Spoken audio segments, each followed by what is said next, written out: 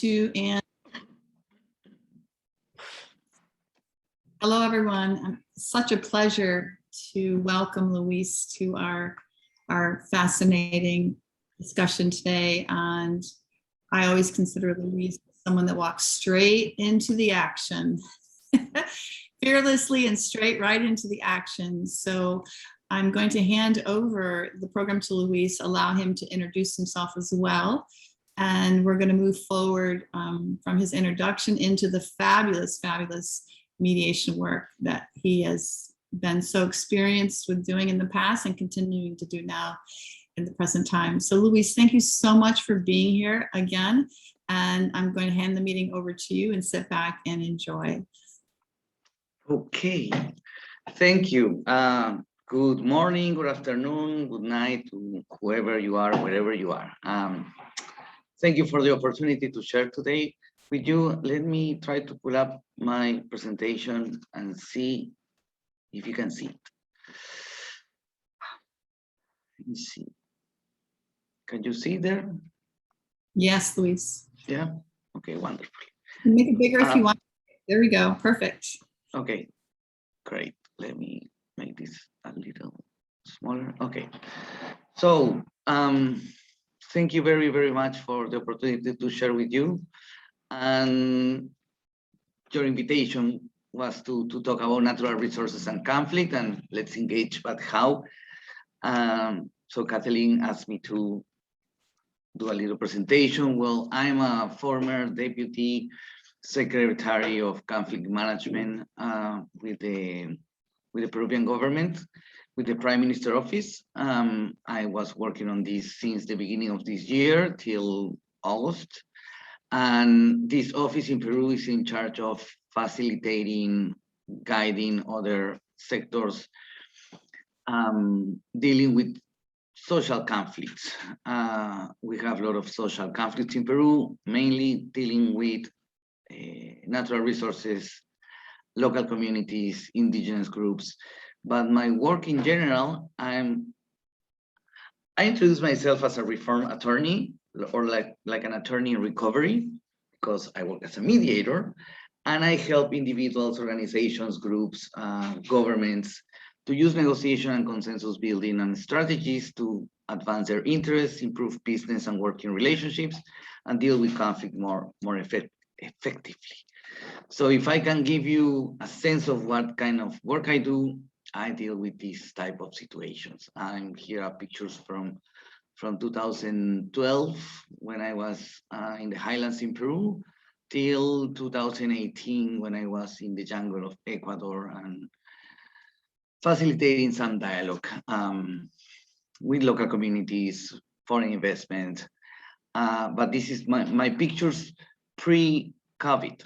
Now you have pictures post-COVID, which are with this mask thing that we are forced to use. So I'm engaging in situations even from freeing or liberating a local municipality, like the city hall was taken by some indigenous groups. I'm facilitating a conversation with local communities that are at the risk because a dam may break and kill many people. There are some issues there too. And you see me flying in helicopter, airplanes with high level officials and doing Zoom dialogues with other kind of communities. Here I'm in the government palace, but anyway, that has been my life from the last, I guess, 10 years. So if I want to jump into the topic, the fact that we have global growth, that leads to an increased demand for natural resources. And in recent years, last 25 years, there are more expectations from communities. Communities and society is more organized. We have internet and everybody's aware. Local protests can become global campaigns. And there's an increased pressure on natural resources.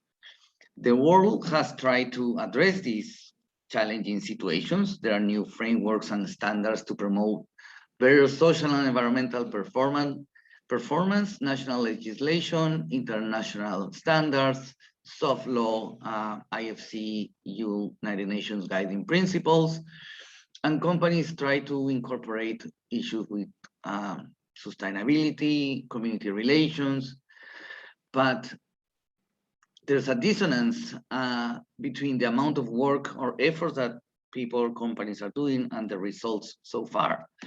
And when we talk about social conflicts, we talk about multiple stakeholders, multiple interests, and many mining projects in Peru has been delayed or blocked due to a limited capacity to engage with local communities, to address or to listen to their concerns.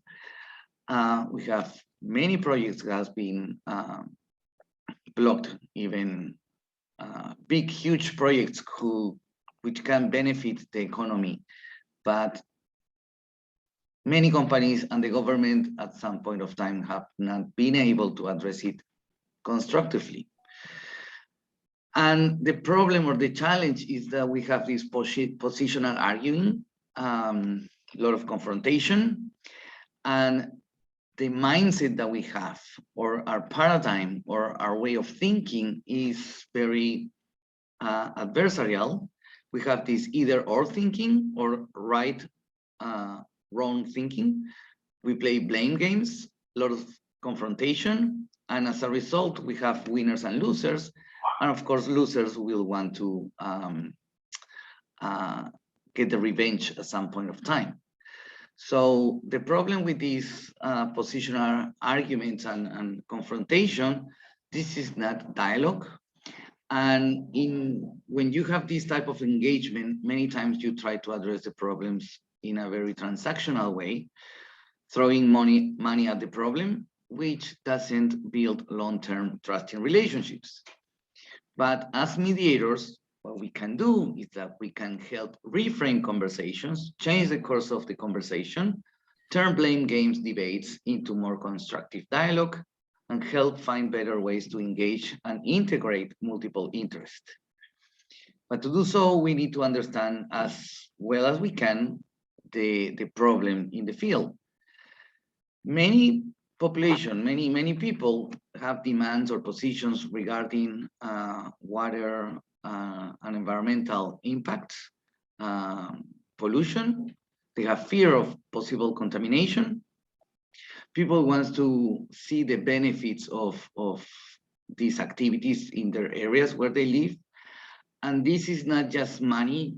Many people say, well, these communities want money. Well, it deals also with a sense of belonging or affiliation, or not feeling excluded. And also the people have demands, people wants to participate in decision-making process of decisions that will affect them. And normally they say, well, nobody listens to us. And this deals with a sense of autonomy or freedom that people don't want the decision be imposed on people. If we want to be more analytical or rational, there's a historical distrust. There's lack of credible information for everyone. Many actors with no clear representation. There's lack of spaces and capacity for dialogue. And we have polarized interests and priorities. But this is an analytical view of the challenge. We are humans and we have an emotional side, an emotional dimension. And this deals with people thinking, will the abuses of the past will continue? Can I believe what they are telling me? Will I have a choice in decision, a voice in decision making? Will my rights be respected? And do they really understand my concerns and needs? We will talk about some few paradigms, interaction and processes, but there are some key beliefs that needs to be put on the table or premises to enable a constructive dialogue. So we need to recognize and realize that not everyone is going to be super hyper duper happy. Obviously, everybody needs to be better than they were before we start talking, but we need to be in a better situation than today, but that doesn't mean that we are going to get all what we want. And we also need to recognize or ask us the question, if do we really need each other? Is it possible to achieve better things if we work together? Could they solve together things that the community could not achieve by itself? And also it's important to realize that not everyone knows everything. You have Occidental and ancestral knowledge, you have university knowledge, you have communities knowledge and experiences.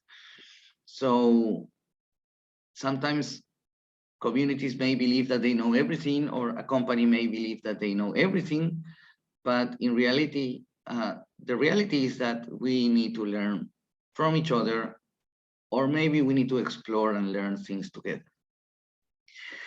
I have a good friend, a colleague called Merrick Hoven, and this is his arc. It's not Noah's Ark, it's Merrick's Arc. And this deals with the dignity in dialogue that allows parties to gain perspective, recognize the humanity on the other, and want to listen to the other. And these are 4 key concepts, which are acknowledgement, agency, reciprocity, and clarity. An acknowledgement deals with, are the people affected by a mining project, for instance, feeling that their concerns and aspirations have been deeply heard and acknowledged? An agency deals if the participants feel that they have a meaningful sense of influence and control over the process. And reciprocity deals with the issue that are they contributing and building together the engagement.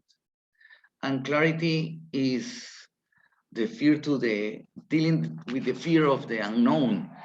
Do they feel a sense of clarity about the process itself?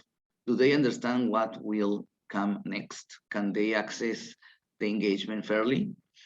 And how will those steps address their deepest concerns? So those are things that we need to think or talk about before we engage in a complex process.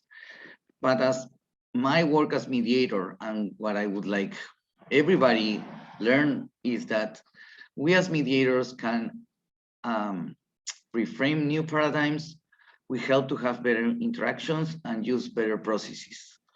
And as we know, this is not new for you, but the way we define our goals drive our results. If we want to change the outcome of our interaction, we need to change our behaviors or the way we act. But to do so, we need to reshape our mindset or our assumptions. If I see the other individual that I'm interacting with as my enemy, I will look for, I will try to win any engagement, and I want them to lose. So, but if I see the other one as my potential partner to address a complex situation, it will be more likely that we work together to address these concerns. So a paradigm that works is, or a different way of thinking that will help us to this complex problem, is that we need a mutual gain thinking, a mutual gain approach for these interactions between companies and people affected by its activities or the business. This is not only possible, but it's essential, fundamental, critical to build long-term trusting relationships. And we have basic principles. We need to engage the party in the solutions. We don't need to give them a solution. We don't need to do it for them. We need to do it together. This, I guess, well-known joint problem solving. We need to engage all parties involved in addressing the problem. And we need to focus on the most important interests, needs, concerns, fears, and think together, side by side, creatively, to generate options that satisfy all these multiple interests at stake. And we are humans, and we need to act in a way that builds trust and relationships. And I always talk about respect with double T, because we need to treat each other fairly as human beings, and we need to engage with transparency, like walk the talk.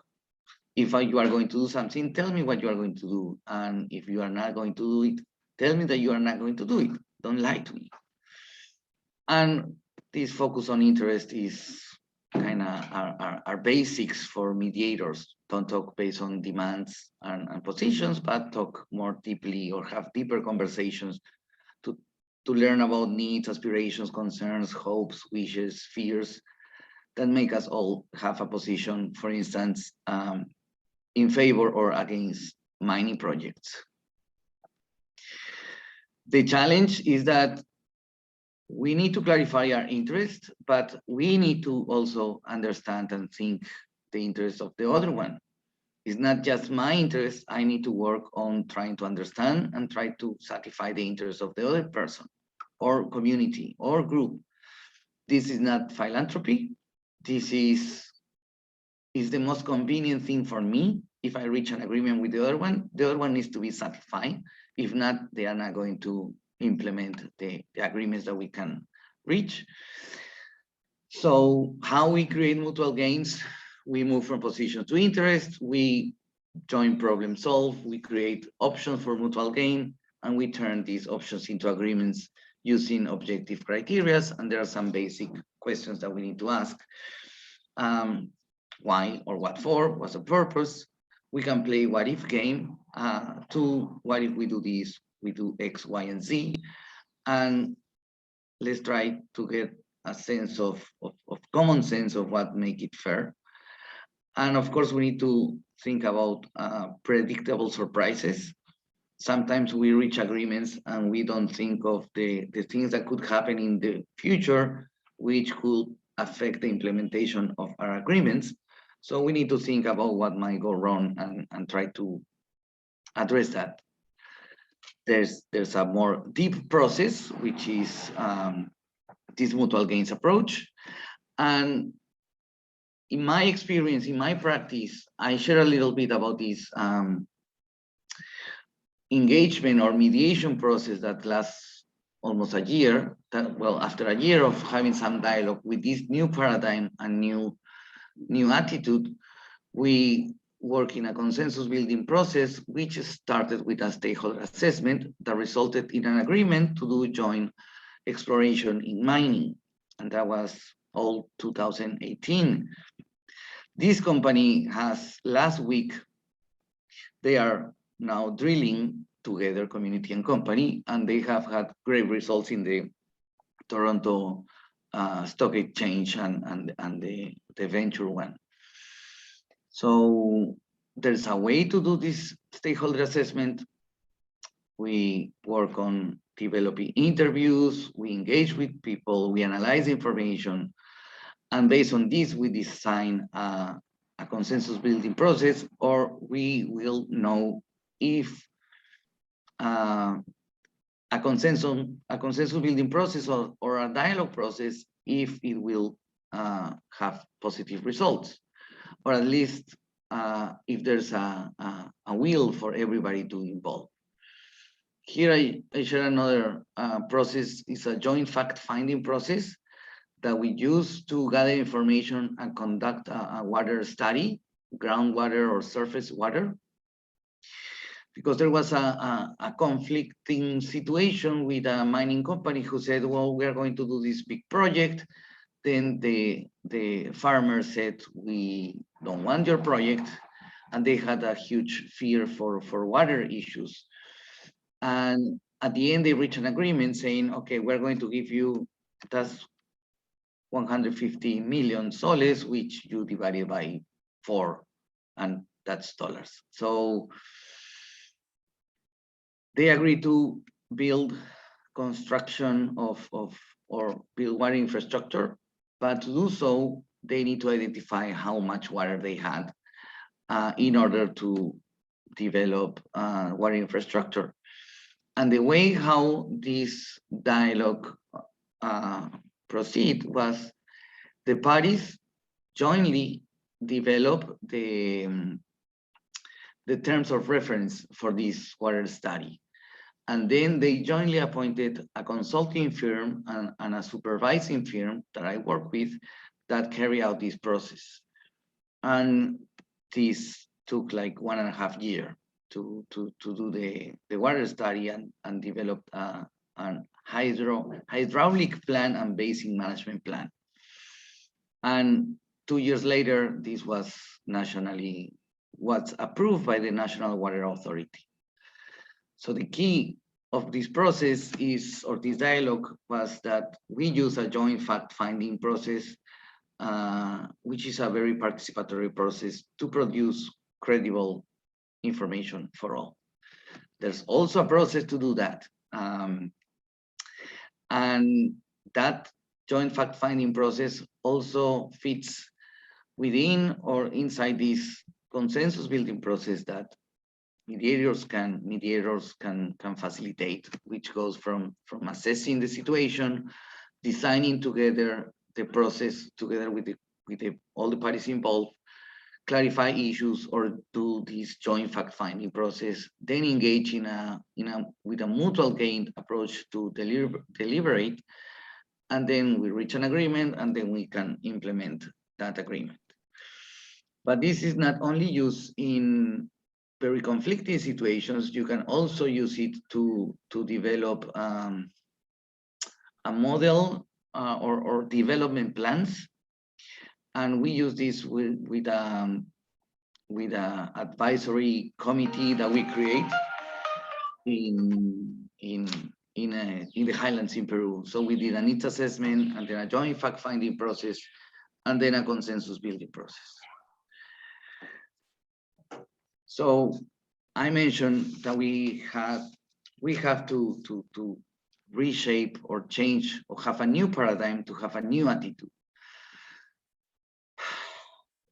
This picture is one president of a region, like a governor in states, and the guy in the left, and the other guy in the right of the screen is a former prime minister.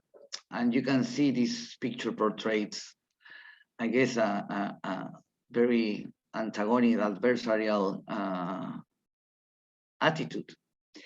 And this picture is another leader of a community and a more recent prior prime minister, and he had a very different attitude. But this new paradigm is not only good, it's not only useful for collaborating, but to connect as human beings, which is key in these type of engagements with natural resources and multiple stakeholders, because we need to connect as human beings. We all have the need to feel understood, appreciated, respected. We want to have a sense of belonging or affiliation, and we also have a sense of autonomy, and we don't want decisions to be imposed on us. And some of these emotional concerns are in this book of Beyond Reason. I think the last book that Roger Fisher wrote with Daniel Shapiro. And as my friend Merrick says, our brains, our minds make huge gaps that we can only cross it if our hearts and our brains hold hands.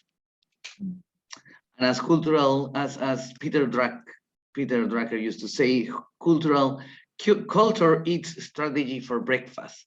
And that in my world means that it's useless to have the right tools and processes or the strategy if we have the wrong paradigm or the wrong culture.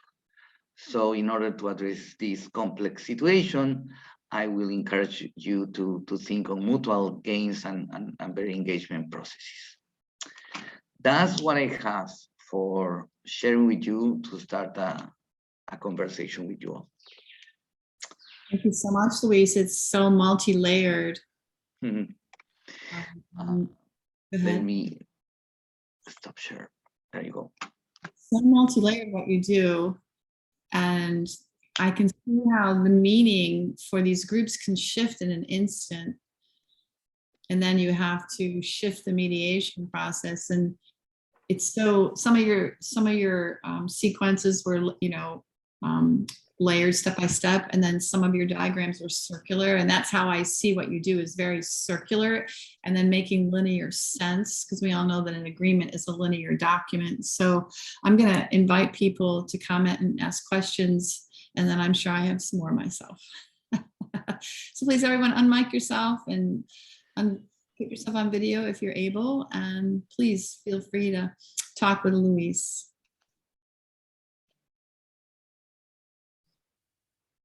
Yeah, actually, As well, and tell Luis where you're from, please. yeah, I'm Kishore. I'm based in Delhi, India. So you see, question is about these natural resources, because you see, I am asking from the perspective of the sustainable development. There is a lot of competition for resources, for industrialization. So it's a kind of dilemma for the states. They have to pursue economic development and also ensure protection of environment.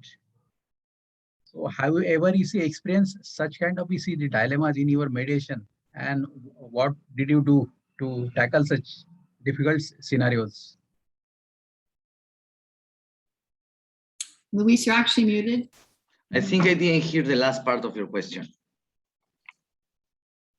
Oh, no, I was asking that the difficulties which the states are facing, it's a kind of dilemma that on the one hand, they have to protect environment, and at the same time, they have to ensure that there is economic prosperity and development. So this development versus environment debate. So how did you ever encounter such kind of this scenario in your mediation, and how did you handle it? Right. If I get it right, let me give you my first reaction, which is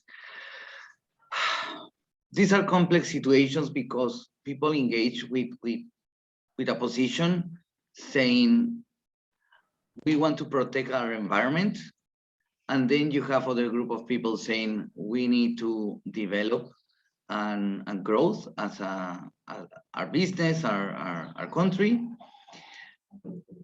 And because the conversation is very positional, they don't share, for instance, why they are against a mining project. And they say, we just don't want the mining project. And the company says, well, if we do this project, we are going to pay taxes, and the government will invest in your community. And the community says, okay, that would be great, but the government will not invest on our community. So we don't see any benefit of you coming here. That's one big problem. But they don't have deeper conversations, and they don't say, for instance, well, we are afraid that you are going to negatively impact our environment. And the company says, well, we are not going to impact the environment. Instead of saying, oh, well, let's develop some committee to monitor how this work you are doing will impact or not. I don't know if that's the route of your question, but that's my first reaction. Yeah, it's all right. Yeah, thank you.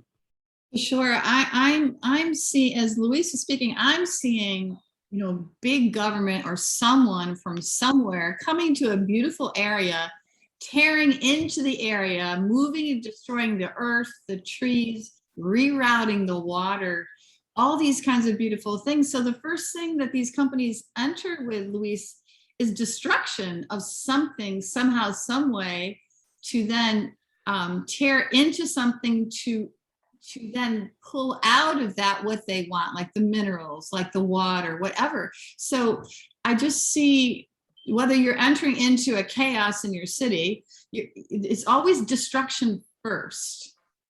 And here you have people that are in these villages appreciating the beauty of their land, and they must get this picture in their head about, you know, destroying the rainforest and destroying everything. So it just seems like, you know, Kishore's question is, boy, how does that get reconciled? How does business, how do they end up wrapping themselves together when you're starting off with destruction? It's like divorce in America. You're starting off with divorce, which is destruction. And I see the same thing for what you do, unless I'm wrong. Well, yes. Everything that we do as humans has an impact. From, I guess, breathing, going to do what we need to do, driving a car, and everything. So there's a cost that we assume as a society to accept things, for instance, driving cars. So the problem is that when a company comes to a community, they don't have that deep conversation of, okay, how much costs can you accept? Comparing that to the benefits of this company coming here. Because normally these projects are in areas where you don't have presence of government. There's no water, clean water, sanitation, there are no hospitals. There are many, many things that are missing. So the presence of this company can bring development to a community. And if so, at what cost? So that's the conversation that people need to have. And of course, for a community to accept a foreign investment project or an investment project in their area, they need to be way better off than they were before. Mm-hmm. So people should not obviously accept a project that will impact them in a way that is, well, now we are worse than what we were before. We didn't have water, clean water, and now we don't have clean water, and we have our water polluted. So yeah, people will be cookie to accept those things, right? So for example, if a community doesn't have a hospital and they've had to drive all of the generations somehow for 2 days or 40 hours to get to a hospital, the value of having a hospital, they might be able to reconcile their land being disturbed for the value of having the hospital close by. Or not the whole land, I mean, a piece, an area, which, okay, it will be destroyed, but then needs to be rehabilitated or mitigated or leave the, if you are going to do a mining project and you are going to make a huge hole, well, then you need to cover it and it's like nothing happened kind of thing, right? But then you can have a mining company can come saying, I want to do a, I don't know what's the expression, top, that you cut the whole mountain. And then, yeah. But then in the conversation, and if you make numbers, company make numbers, they may say, okay, we accept it, but not doing mining in that way, make tunnels or do underground mining. If that doesn't make any sense, and if don't, I guess, match the budget or the investment, well, maybe the project will not fly at all. So instead of drilling from the top down into the mountain, enter from the side and do a subterranean tunnel instead of that, and they would have their reasons. Wow. It's just everything is so big that you do. It just, that's how it feels to me. It's got high, yeah, it feels like you do high stakes mediations. Yeah. And it's going to be a whole, the only thing I see above what you do is hostage negotiation, which is very high stakes, right? So it's really interesting. Do you ever take any trainees with you or apprentice with you and teach them? They're alongside with you and teach them what you do? Actually, I'm talking with a couple of universities in States, in United States, to bring them to do some field work, service learning kind of thing, so they can come to Peru, we are going to go around, do some maybe stakeholder assessment, and then they can do the touristic thing. So yeah. And of course, when we have, there's no a career that you can go to a university and study this, right? So maybe sociologists or other anthropologists, but then to get the golden nuggets, as you say, the secrets of this work, you need to learn it from one of us. So when I bring in people to our company or our projects, they kind of shadow our work and then they do their own. I consider myself a good mediator. And just thinking about being with you in the streets with 3,000 people, I'm like, uh-oh, like immediately, I'm like, oh no. So yeah, I really think that you have this niche and it's really important to share what you do, because I think natural resources is our future of high contention. It's already in pocket places around the world. And all I can see is that growing. I don't know if you see it the same way.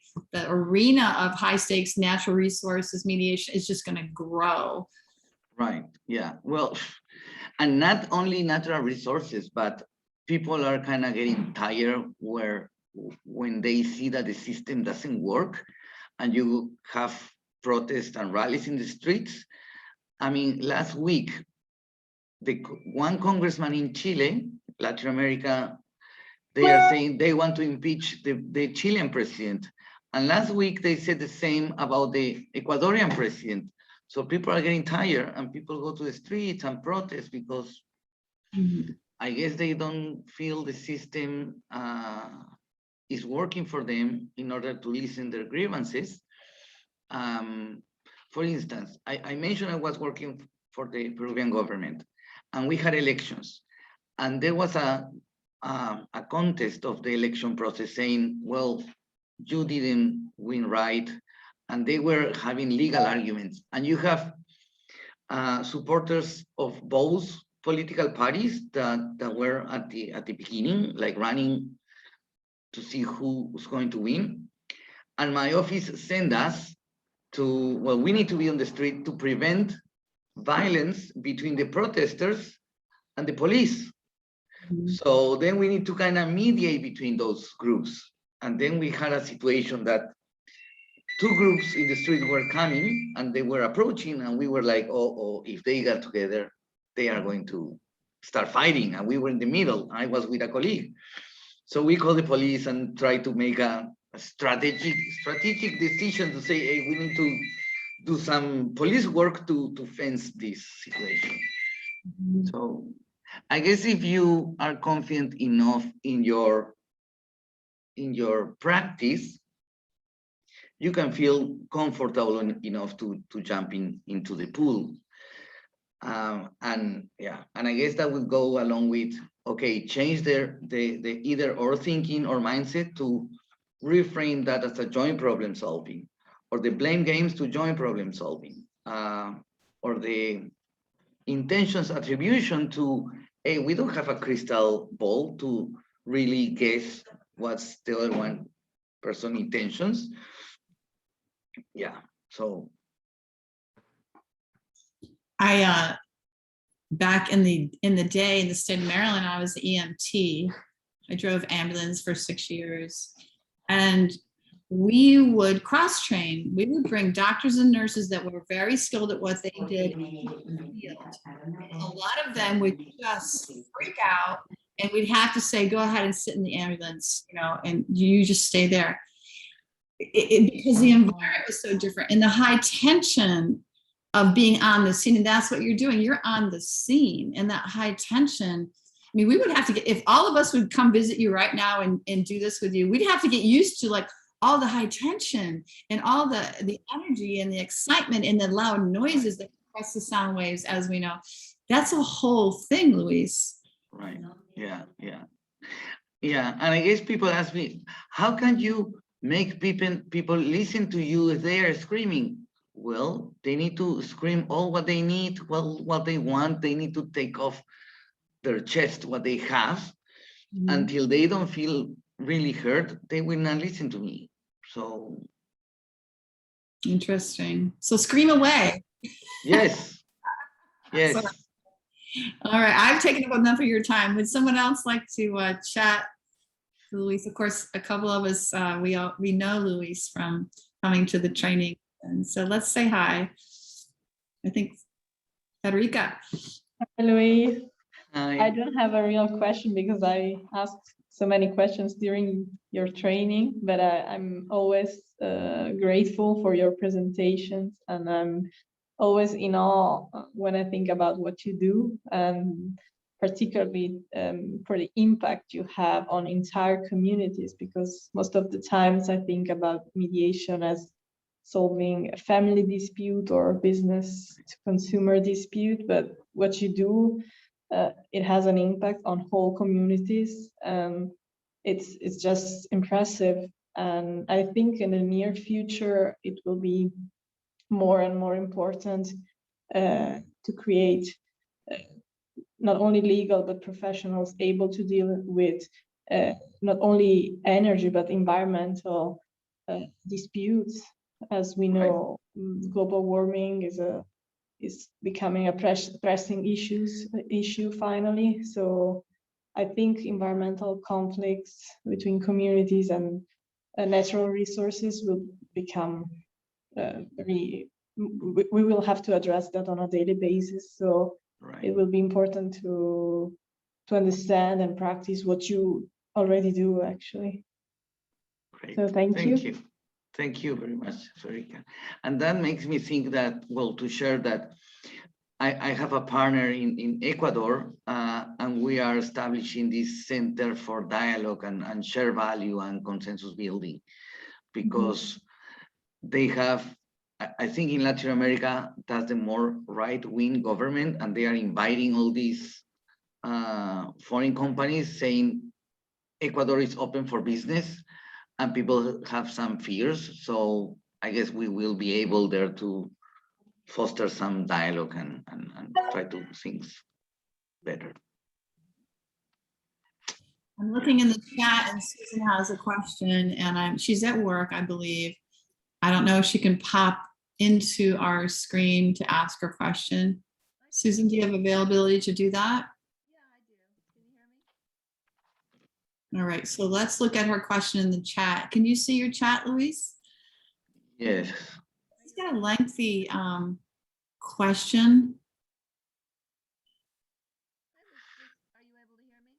Cases Yes. ever. If you speak a little bit louder or closer to the mic. Are you able to hear me? Myself, she's asking about, do these cases ever involve the legal concept of eminent domain or the equivalent in the relevant jurisdictions where the government is trying to take private property for public use, even if they pay for it or give, vouchers or reasonable government values, which is not necessarily at all reasonable to the private property owner.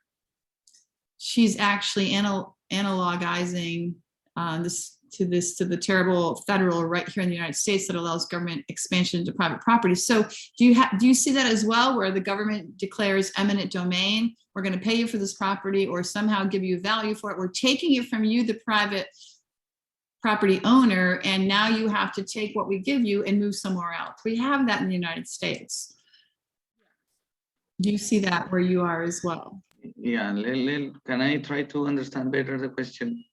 I guess I can read and listen in Spanish, but I cannot read and listen at the same time in English. So okay. So or she's asking if your government can take private land from people that own it. And do you see that with your cases of mediating with these natural resources? I think Susan was trying to speak. The microphone is the volume is very low, but yes and no. In the past, it was easier to to take property from the private, and the government then decide whatever they want to do, right? The legislation in Peru, the law changed, and yes, the government can take property away from you, but they need to pay a price. And the person who has been taken the property away can dispute the amount of money. That's the legal word. But for instance, there's a huge road which is used by mining trucks to transport the mineral. And some areas have been already paid for that land, but we have some social conflicts around the intention of the government paying for this piece of land, which is where the road is going through. So yeah, there's the legal formula to do it exists, but the execution or the implementation of the law is very difficult because that will trigger more social conflict. Does that make sense? So, yes, it does with the execution. So with that execution, do they have values categorized, what they have to adhere to, or can they just offer any money that they want? That's the funny thing, because the government says, oh, I have this table of values, but the people say, well, give me a commercial value. You are not going to plant potatoes, so you are not going to give me the agricultural table of values. You are going to use it for transporting mineral that is way more value. So that's the argument on those cases. That's interesting, because if these landowners that government is taking property from could tap into the financials future forward of what this mining company is going to make, and putting the road through their property, that seems like it would have value. And also it would be a form of passive income for the families that have lost their property as well. So that's why some of those people say, okay, make the road and we have the toll. And every time you pass a truck, you pay a fee. Or instead of hiring another foreign company that brings the trucks, why we don't as a community provide the service of transporting your mineral? So that's where the opportunity to have share value and mutual gains. And just when we have those deeper conversations, it makes sense to, okay, we can live with this, and I'm happy to have the mining project here. But sometimes companies say, I'm sorry, Carlene, sometimes companies say, well, you don't have the expertise to do some kind of work like driving trucks or whatever, but the companies, the communities can say, well, we can reach a joint venture with some other expert company, and then we work together. So there are, I don't know if it's hesitant or hesitant, but there are opportunities, but we need to have more deeper conversations, I guess. And because that's another level. Now you're talking about a company that supplies the trucks and the drivers that this mining company knows about. They have credibility with, they have a relationship with, and now the town wants to offer a new trucking experience that this company has no relationship with, no trust with, no realization of the expertise of the drivers, the equipment management of the trucks and all of that. So that's a whole nother level. Yeah. You have deeper conversation after deeper conversation, like these mediations, how long do they take, Luis?